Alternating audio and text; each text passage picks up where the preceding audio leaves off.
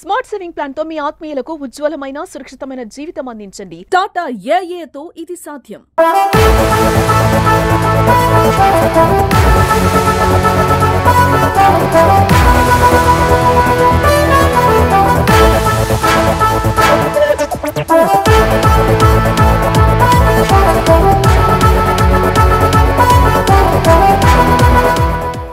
మీకు అందరికీ తెలుసు, ఇందాక పెద్దలు చెప్పినట్టుగా రేషన్ కార్డులు అనేది ఒకప్పుడు మరి 2004లో కాంగ్రెస్ ప్రభుత్వం వచ్చిన తర్వాత వైఎస్ఆర్ గారి ఆధ్వర్యంలోనే దాదాపుగా 2014 వరకు మన కాంగ్రెస్ ప్రభుత్వంలో షబ్బీర్ అలీ లాంటి పెద్దలు ఉండి పేదవాళ్ళ కోసం అత్యధికంగా రేషన్ కార్డులు ఇవ్వడం జరిగింది. ఆ తర్వాత మరి ఇన్నేళ్ల తర్వాత మళ్ళా మన సీఎం గారు మరి రేవంత్ రెడ్డి గారి ఆధ్వర్యంలో మళ్ళా అత్యధికంగా ఈరోజు రేషన్ కార్డుల పంపిణీ కార్యక్రమాన్ని చేపట్టడం జరిగింది. మీకు అందరికీ తెలుసు రేషన్ కార్డు అనేది ఎంత అవసరం. ఇవాళ ప్రైవేట్ హాస్పిటల్ పోతే ఆరోగ్యశ్రీ కార్డు కావాలంటే రేషన్ కావాలి, బియ్యం తెచ్చుకోవాలంటే రేషన్ కార్డు కావాలి, లేదా ఏదన్నా పెన్షన్స్ ఇట్లా పెట్టుకోవాలంటే రేషన్ కార్డు కావాలి. అన్నిటికీ ప్రతి దానికి కూడా రేషన్ కార్డు ఎంతో ఇంపార్టెంట్. అదే కాకుండా ఈరోజు మన ప్రభుత్వం సీఎం రేవంత్ రెడ్డి గారు మరి పెద్దవాళ్ళే ఉన్నత కుటుంబాలు డబ్బున్నోళ్ళే 40-50 రూపాయలు పెట్టి బియ్యం కొనుక్కొని సన్న బియ్యం తినగలుగుతున్నారు.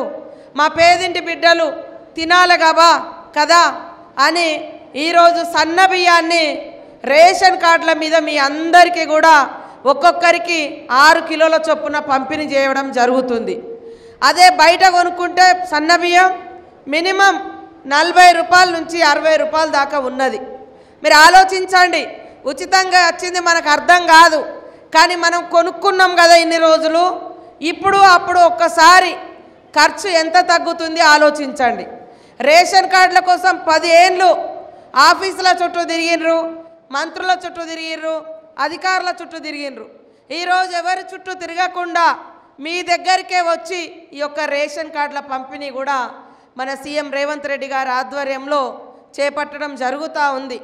కాబట్టి మనం అర్థం చేసుకోవాలి, ఎవరు పేదోళ్ళ కడుపు నింపడానికి పరిపాలిస్తున్నారు.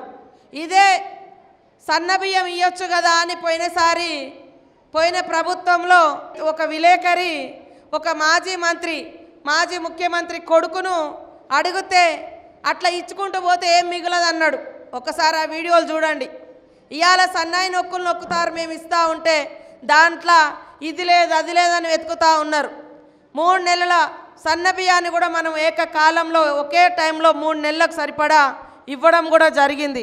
ఎందుకంటే వర్షాలు పడతాయి, పనుల దినము, మరి రేషన్ కార్డుల కాడికి వచ్చి దుకాణాల కాడ ఉండొద్దని, లేదా ఊరవతలు ఉంటారు రేషన్ కార్డు షాపు వేరే కాడు ఉంటుంది రేషన్ షాపు, సో అట్లాంటి కాడ ఇబ్బంది పడొద్దని 3 నెలలు వర్షాకాలం కాబట్టి ముందస్తుగానే ఇవ్వడం జరిగింది. కాబట్టి దీన్ని అర్థం చేసుకోవాలి. అదే కాకుండా మహిళలకు ముఖ్యంగా రేషన్ కార్డు కూడా మహిళల పేరు మీదనే, ఇందిరమ్మ ఇల్లులు కూడా మహిళల పేరు మీదనే.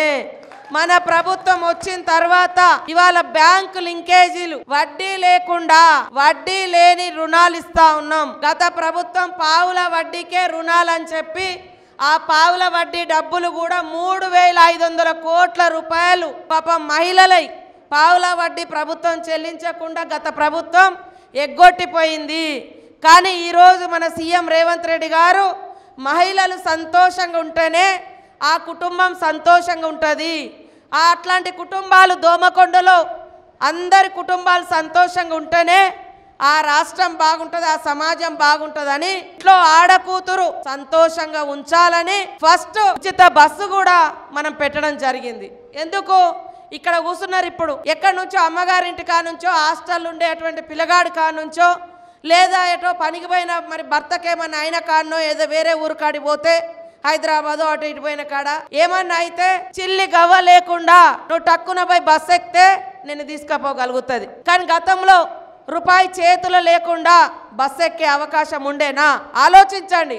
ఉచితంగా వచ్చింది కదా అని కొంతమంది గాలి మాటలు మాట్లాడుతున్నారు ఎవరు పెట్టమన్నారని.